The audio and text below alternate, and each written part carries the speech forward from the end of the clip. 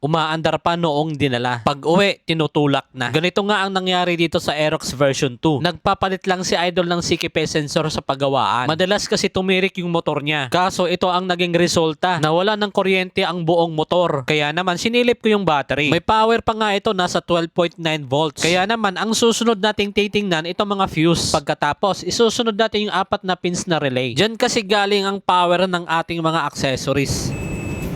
Okay. Okay. Okay. Okay. Okay. Okay. Last.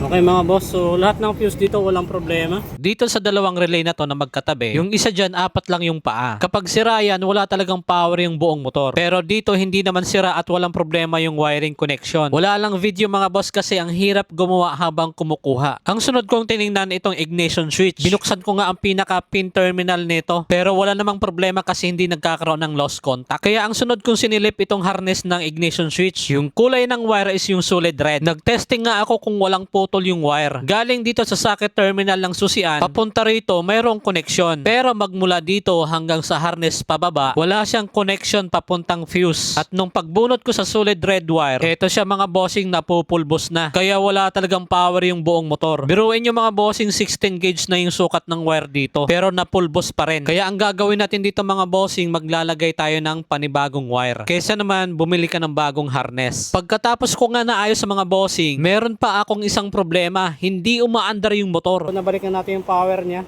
Tapos may check engine mga boss. Eto. Tapos, isa pang problema nito mga boss, hindi nag-i-start yung motor. Ayan o.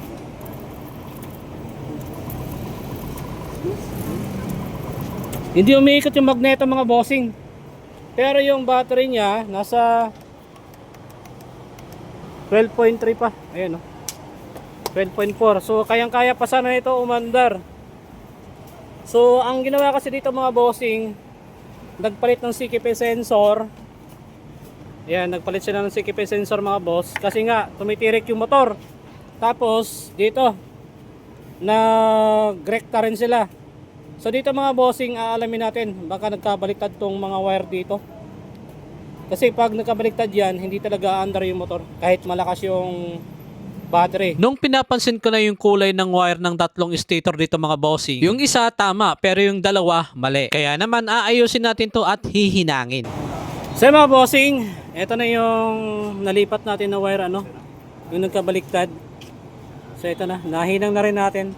So mamaya natin to balutan ng electrical tape. Subukan muna natin baka hindi pa rin naandar yung motor. So una natin mga boss. Ayan.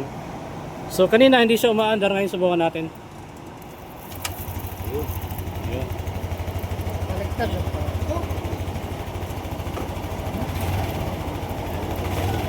Yung gumawa doon na magaling pumunta rin. Papaga rin. Isa sa palong pa. Ano yung busi? Magaling daw. Baliktad. Paano nila kapos no? Oh? Magaling pagpunta doon. Pagbalik, tulak na. Tulak boss. Baliktad niya. Signal light din ang baliktad. So yung mga bossing, Oh, baliktad. okay na yung motor niya. Mandar na rin sa 3 linggong naka-stock. Ganun mo, kaliwa. Ayan. Baliktad ang Naman rin yung connection ng ilaw na yun. Ang signal light na naman ang baliktad. Ano yun? Nakadik yun ang gumawa. Minadaling alam. Di nga sir, signal light nyo nga sir. Signal light mo nga sir, pasuyo. Sana yun? Sa kanan nga. Ay kaliwa, sa kaliwa yan sir. Pero sa kanan, oh, sa kanan kaliwa. Oh, pero kanan yung naging signal light. Kaliwa. Kanan to, pero kaliwa. So baliktad mga bossing, ayusin na rin natin yan. So mga boss, eto na yung Aerox na inayos natin dito sa Binondo, Manila. So yung dating hindi umaandar, eto working na lahat mga bossing. Okay, so yung dating walang power, eto na mga boss. So importante talaga yung mga basic tools, kahit mga test light lang yan, multimeter. Hindi pa pwede mawala yan sa pag-troubleshoot mga boss, importante yan. So ngayon, start natin mga boss. Ayan. Ay, sarap na.